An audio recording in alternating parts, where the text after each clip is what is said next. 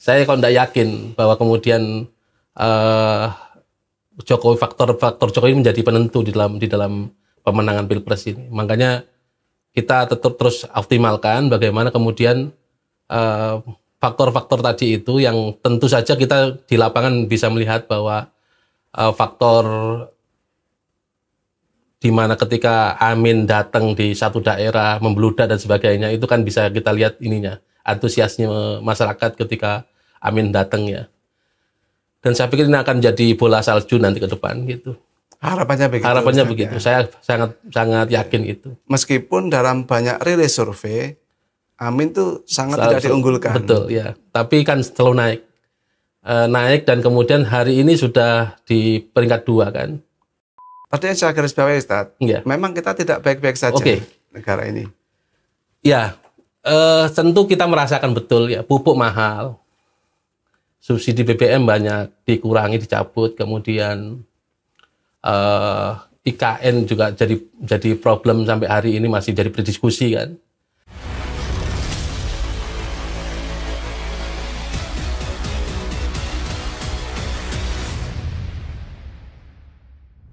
Assalamualaikum warahmatullahi wabarakatuh.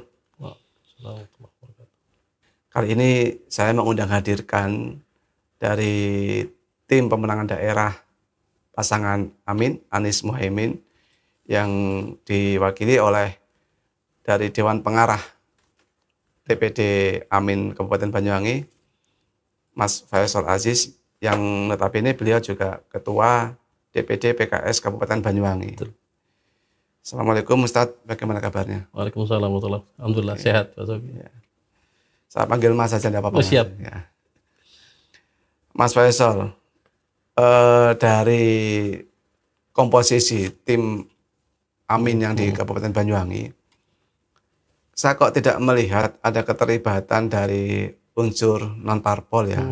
Isinya kok orang partai semua dari partai pengusung Amin yang Nasdem, PKB dan PKS ini kan ya. Apa memang tidak ada orang yang berkeinginan untuk masuk jadi bagian timnya Amin di Banyuwangi, atau memang ini bagian dari strategi DPD Amin Banyuwangi untuk memang tidak melibatkan orang di luar partai dalam struktur pemenangan ini, atau seperti apa? Ya, bismillahirrahmanirrahim. Jadi tim pemenangan daerah Kabupaten Banyuwangi ini memang nanti akan berkembang. Kami kemarin baru pertemuan 1 kali untuk konsolidasi 3 partai politik pengusung, dan 3 partai pengusung ini kan hanya pengusung saja, masih ada partai umat yang belum kita libatkan, kemudian relawan-relawan yang belum kita libatkan.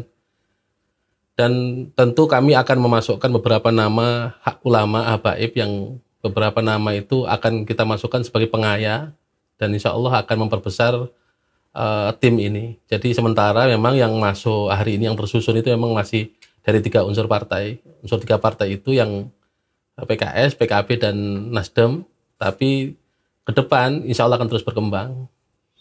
Bicara nanti Ustadz, hari ini kan sudah masuk fase kampanye, kita kan sudah hampir tidak punya waktu lagi kan? Ya, sampai hari ini memang kami belum running untuk kampanye, karena juga masih konsolidasi, dan saya pikir untuk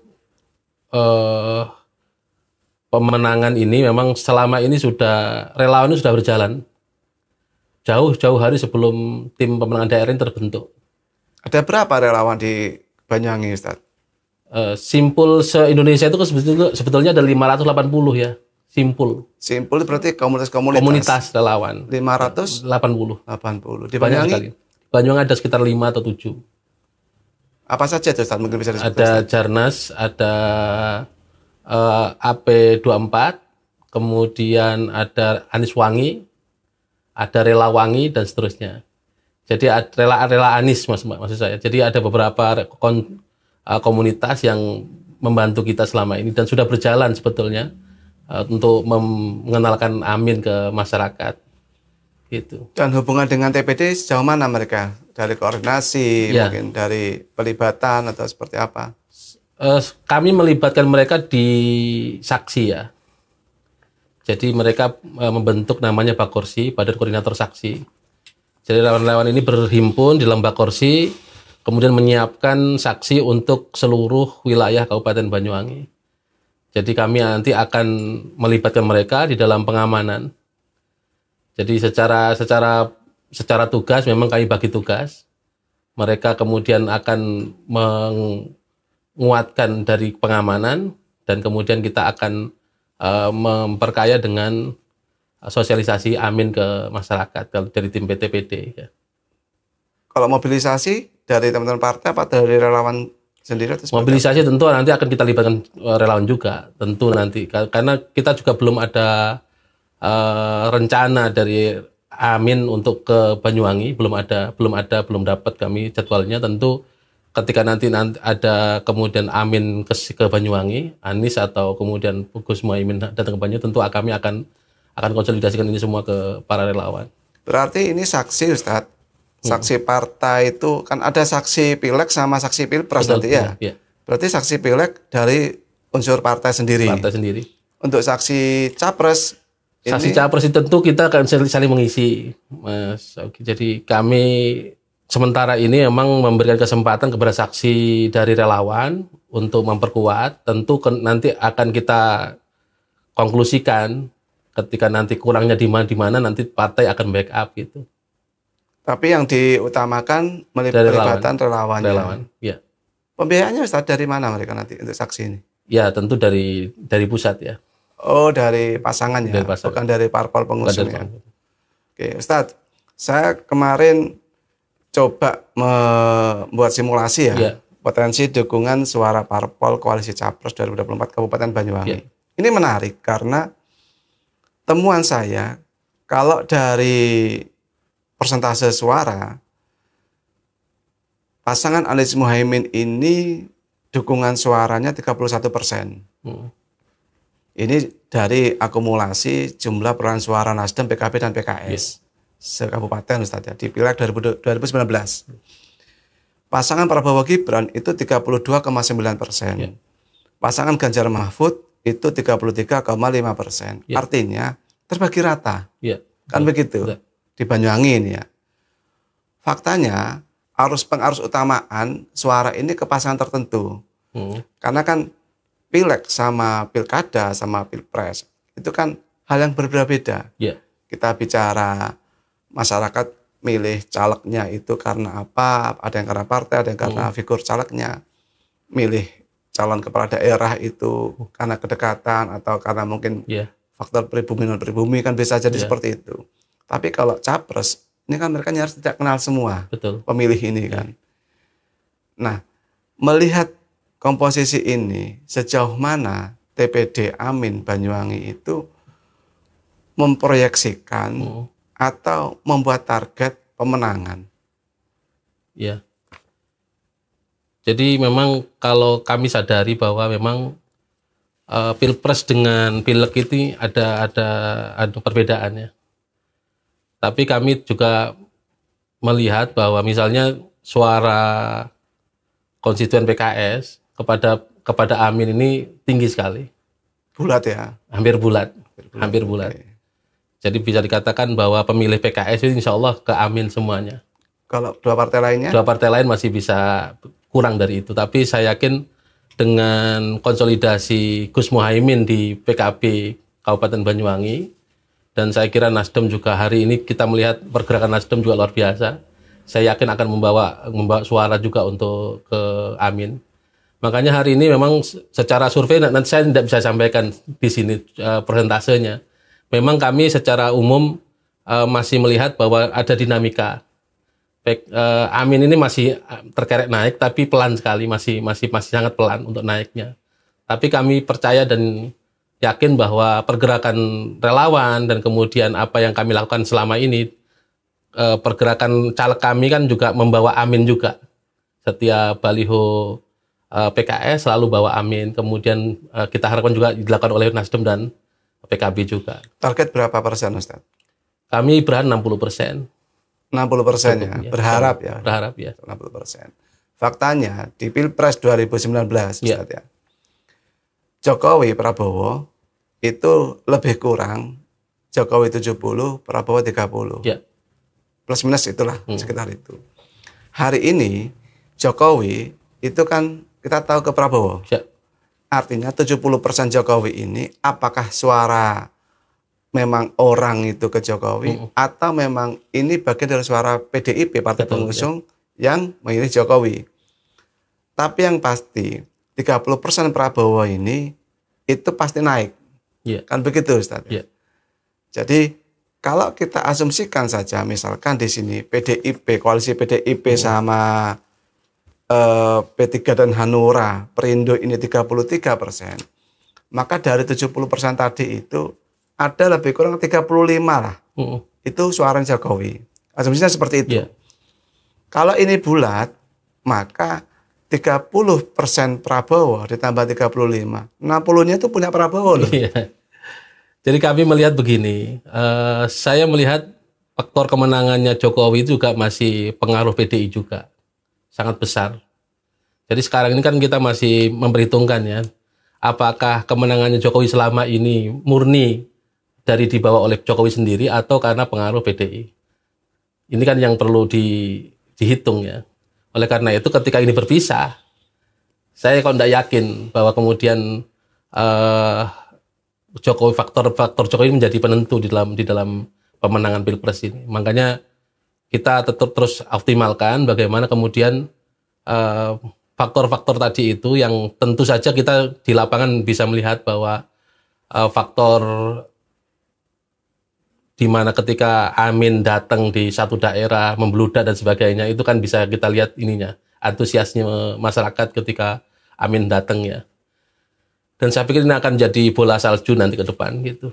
Harapannya begitu. Harapannya begitu. Ya. Saya sangat yakin itu. Meskipun dalam banyak rilis survei Amin tuh sangat tidak diunggulkan. Betul ya. Tapi kan selalu naik.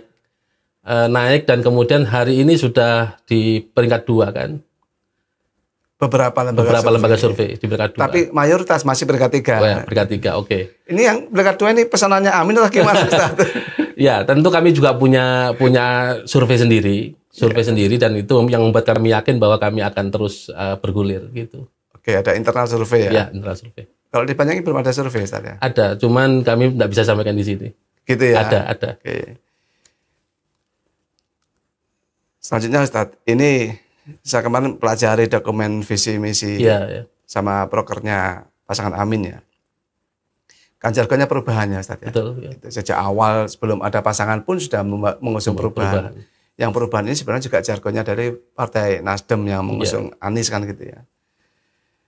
Di sini perubahan yang dimaksud menganut prinsip continuity and change gitu kan, perubahan dan kelanjutan.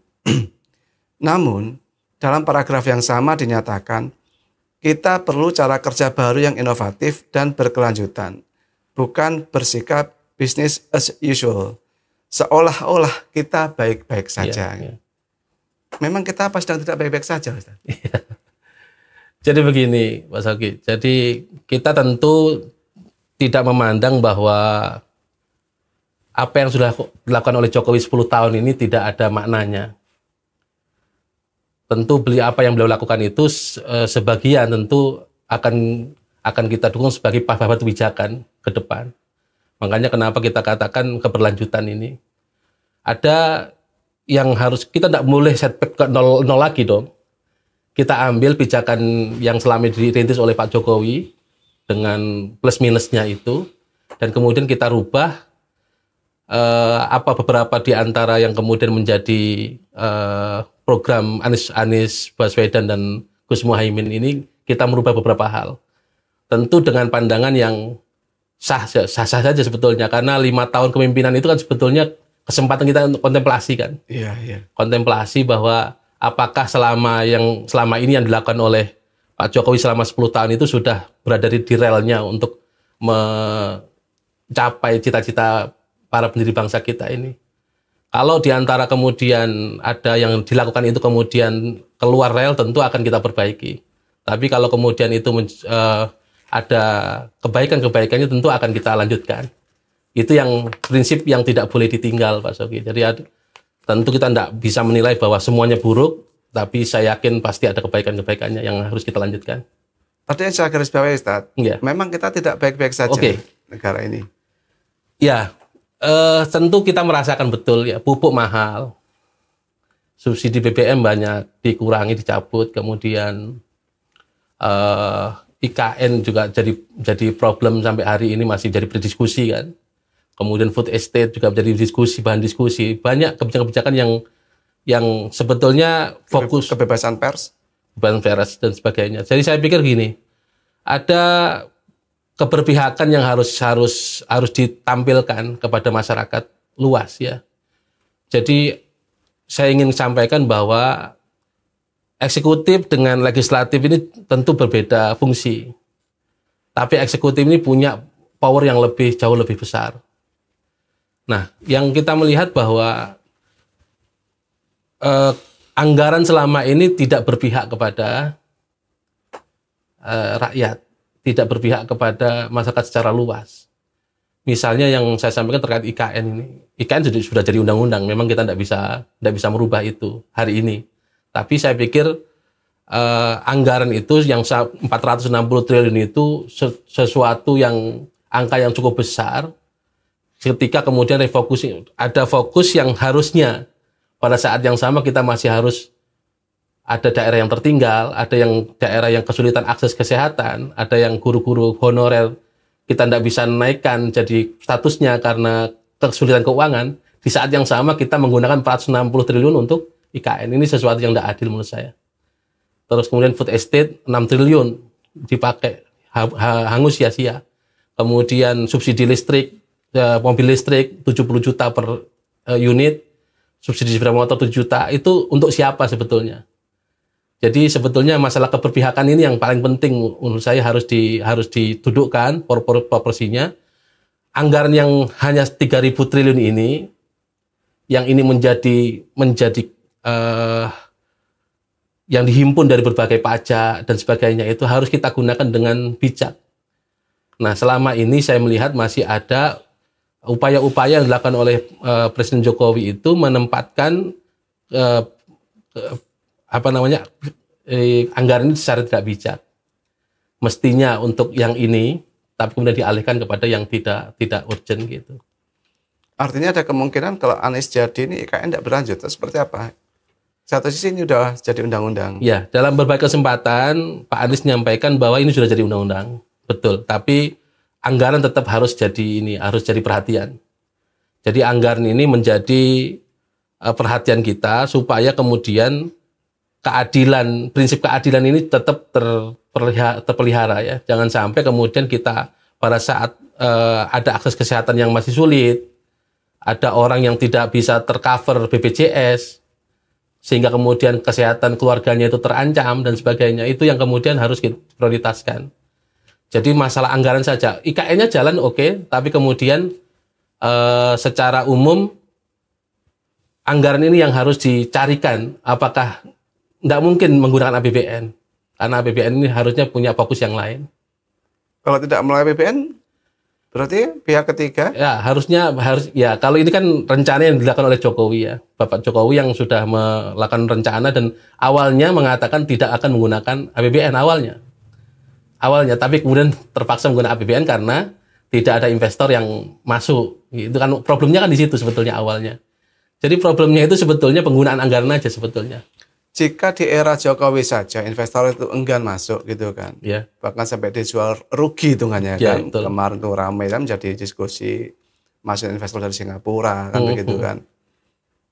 Bagaimana Amin bisa memastikan bahwa di eranya Amin nanti ini bisa didapatkan investornya, alias tidak pakai APBN, kan begitu kan? Ya.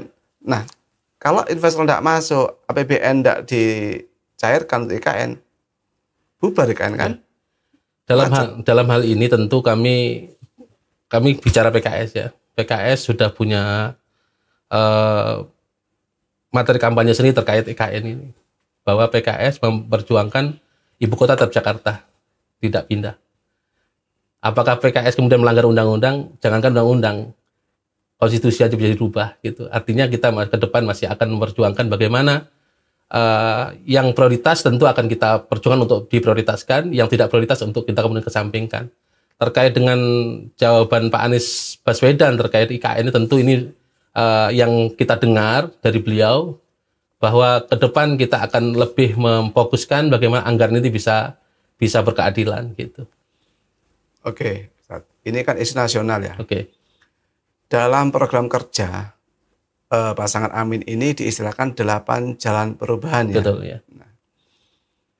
Menurut TPD Amin yang di Banyuwangi, kira-kira jalan mana yang akan ditempuh dari 8 jalan ini sehingga bisa diikuti warga Banyuwangi khususnya, dan mereka itu memenangkan Amin hingga target 60% tadi tercapai? Ya tentu 8 jalan perubahan ini atau misi Amin ini, 8 misi Amin ini tentu akan kita perjuangkan secara simultan semuanya. Tentu kami tidak bisa langsung action karena ini bentuknya kan harapan ke depan yang akan kita kerjakan ketika jadi memimpin Indonesia. Yang akan kita janjikan kepada masyarakat bahwa kita akan melakukan ini dan sebagainya. Tapi kan harus ada 1 atau 2 yang ditawarkan kepada masyarakat. Kan tidak mungkin masyarakat ini diajak diskusi, dialog. Iya. Ya tentu ada beberapa yang kemudian akan kita fokuskan, misalnya terkait dengan ketersediaan pupuk misalnya.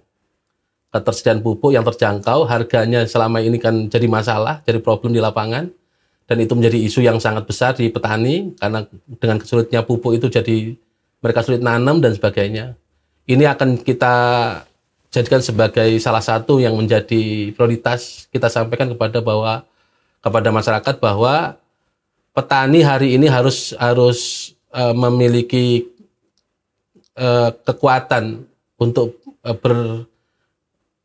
berdikari ya. Karena selama ini begini, mohon maaf ya. Apa improvisasi? Apa gimana?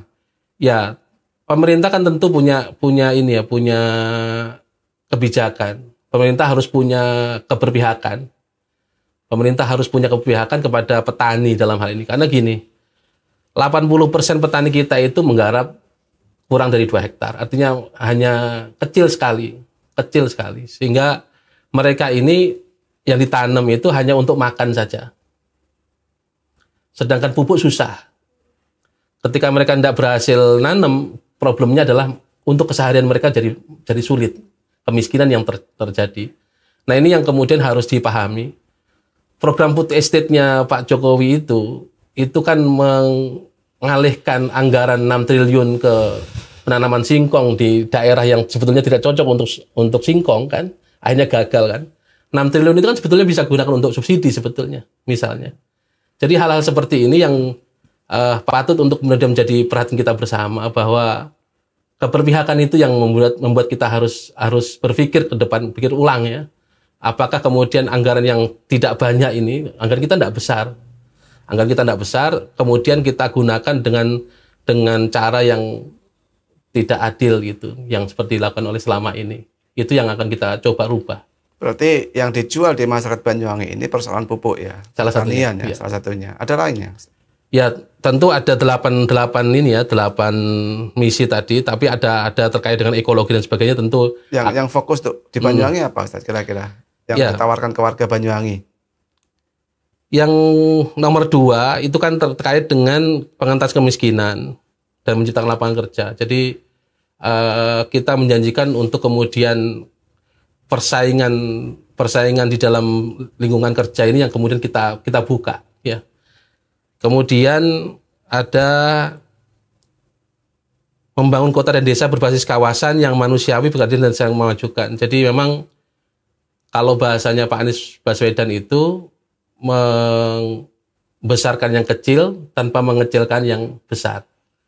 Artinya selain pertanian pupuk tadi itu, salah satu fokus yang disasar untuk warga Banyuwangi itu adalah keseimbangan lapangan kerja dan pemerataan pembangunan begitu ya. Betul ya.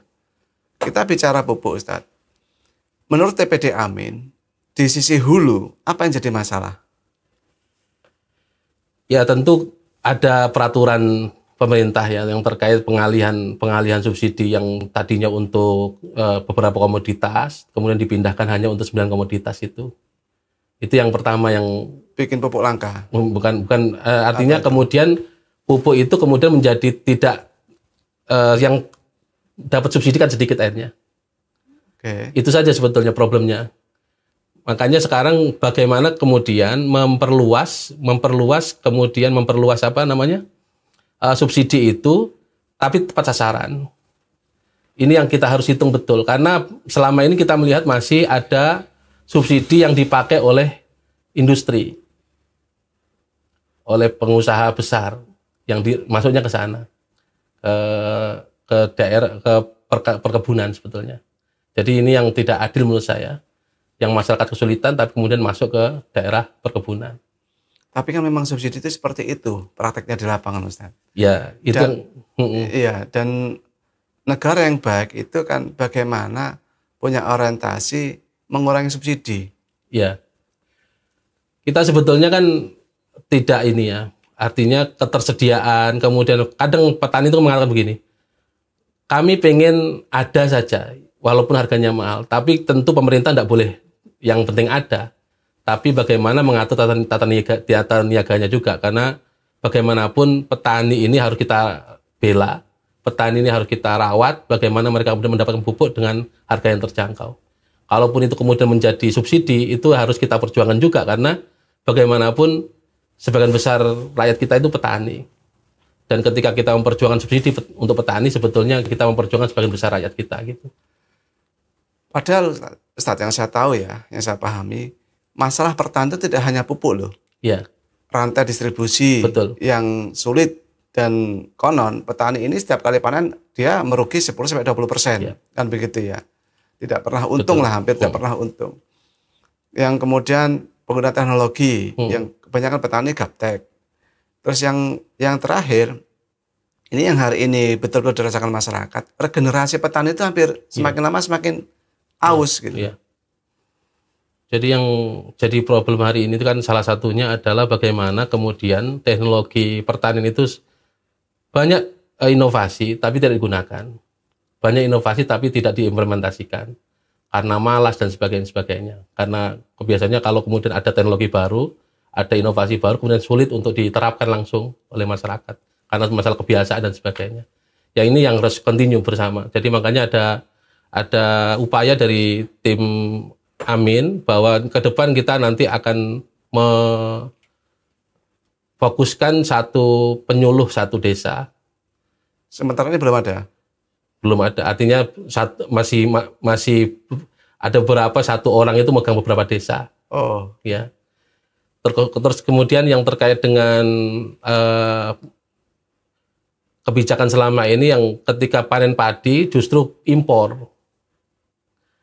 Ketika panen cabai kemudian impor juga. Segitu menyebabkan harga kemudian rusak ya. Mungkin karena kekurangan stok atau gimana? Ya, ini intinya sekali lagi keberpihakan. Okay. Ketika kita mengurangi impor, kemudian kita berdayakan masyarakat petani kita untuk bisa berdaya, saya yakin kemudian harga itu bisa stabil. Masalahnya ketika kita kemudian lagi musim panen, justru impor. Ini masalah kebijakan, masalah keberpihakan tadi. Yang berikutnya tadi Ustadz menyinggung, yang mau dijual di Banyuwangi ini adalah soal pemerataan pembangunan desa dan kota, kan begitu kan ya. TPD Amin melihat di Banyuwangi ini seperti apa? Pemerataan dari suprastruktur, infrastruktur. Ya, kalau kita lihat ke beberapa daerah, dengan kalau misalnya masuk daerah wilayah Kalipuro, wilayah Gombeng, itu tidak jauh dari kota sebetulnya. Tapi Bupati ini banyak dapat penghargaan loh di Banyuwangi ini. Ya, inovasi, ada smart kampung. Ya, terlepas dari itu semuanya, tentu kita harus objektif ya, objektif melihat bahwa ketimpangan di dalam pembangunan masih terjadi. Fakta itu ya. Fakta di lapangan. Apapun hasilnya yang didapatkan oleh pemerintah daerah Kabupaten Banyuwangi. Tapi yang jelas pembangunan, sampai ada beberapa waktu yang lalu ada tulisan di Kalipuro itu, jalan ini dibangun oleh swadaya murni masyarakat, tidak oleh pemerintah. Sampai ada tulisan begitu. Karena apa? Karena betul-betul jauh dari sentuhan dari pemerintah. Oleh karena itu saya berpikir memang jangankan yang jauh, yang di pelosok-pelosok, yang di dekat saja masih Kalipuro, Gombeng itu masih daerah-daerah yang masih akses jalannya masih sangat sulit gitu. Dan terus terang ketika saya turun di daerah sana itu banyak yang berharap kepada partai politik akhirnya. Berharap ke partai politik karena untuk berharap melalui musren berat sudah. Gitu ya? Iya.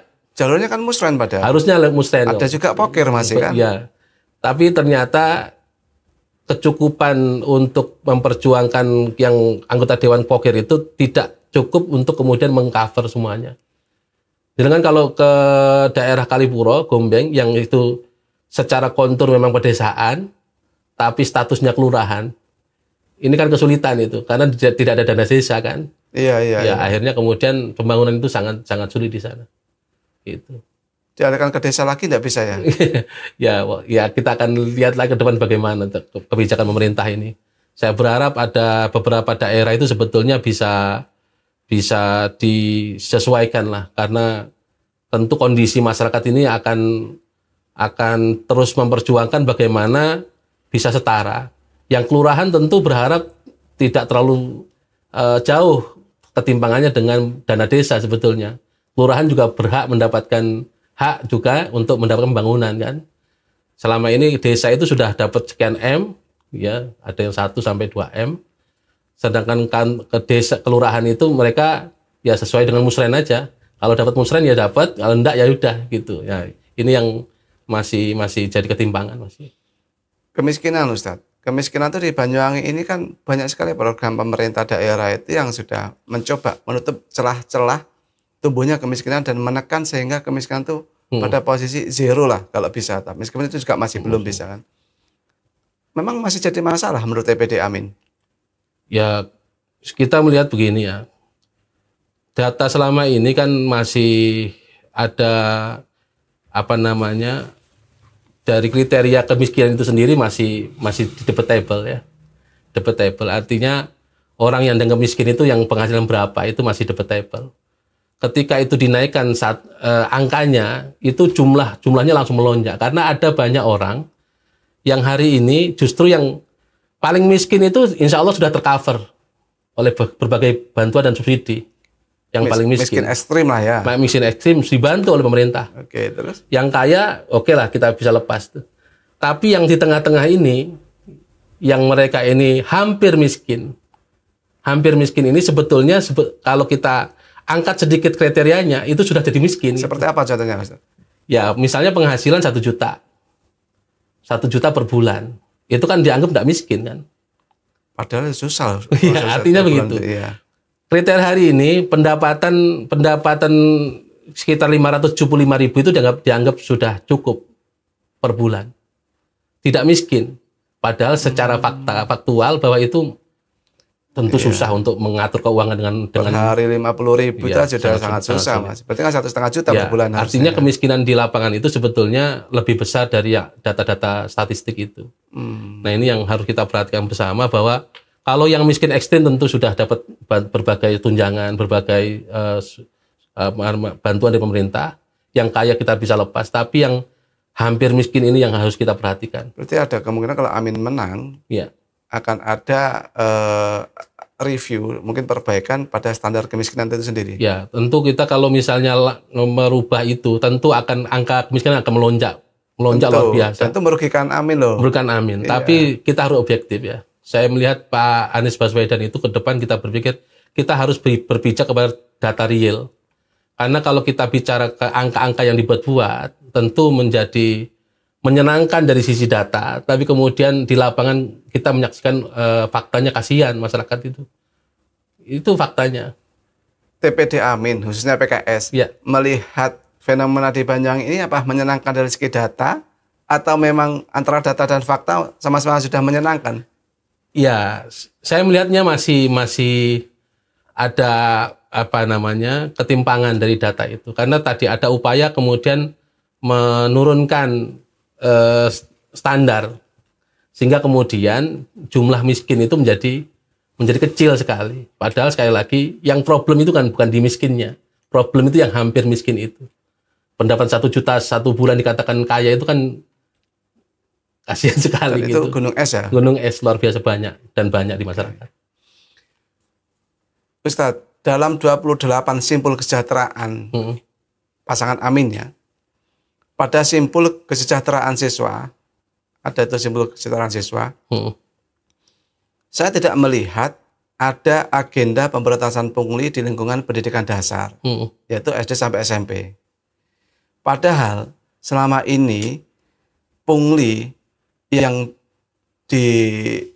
disamarkan dalam bentuk sumbangan itu banyak dikeluhkan orang tua siswa atau wali murid melalui tangan-tangan komite sekolah, bahkan koperasi sekolah. Ini fakta. Yang kemarin sudah saya kupas dengan salah seorang warga Banyuwangi.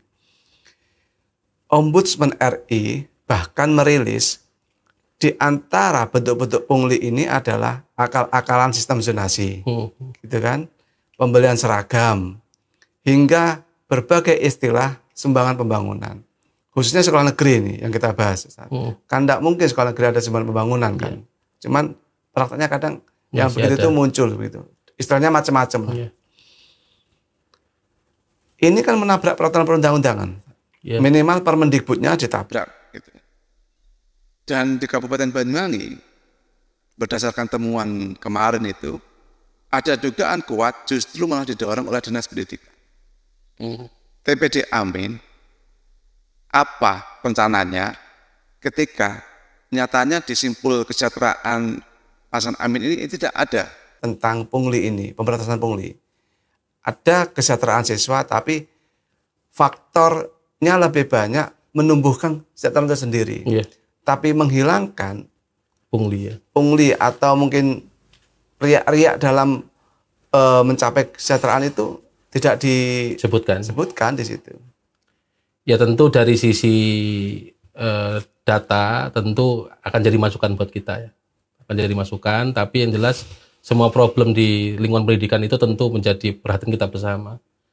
Karena bagaimanapun mencerdaskan kehidupan anak bangsa ini jadi tanggung jawab kita bersama. Fondasi bangsa loh, pendidikan fondasi itu. Bangsa. Dan selama ini kita melihat pendidikan ini sepertinya menjadi perhatian karena anggaran 20% itu. Padahal sebetulnya tidak murni 20% karena masukkan juga gaji-gaji guru dan sebagainya. Dan itu tidak murni untuk pendidikan. Yang sejahtera pendidiknya ya.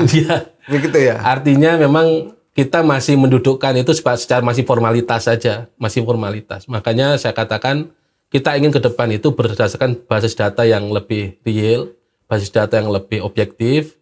Ke depan kita ingin Indonesia itu dibangun dengan apa adanya. Artinya data realnya seperti ini dan kita bangun dari situ. Itu yang selama ini masih menjadi kadang ada kekhawatiran. Kalau kemudian kita bicara real, nanti kami akan turun, kemudian turun kualitasnya dan sebagainya. Sehingga kemudian dikatakan Anda tidak berprestasi, kan itu tantangannya birokrasi kan begitu. Anda tidak prestasi karena ternyata tingkat kelulusan misalnya kurang dan seterusnya. Itu jadi problem.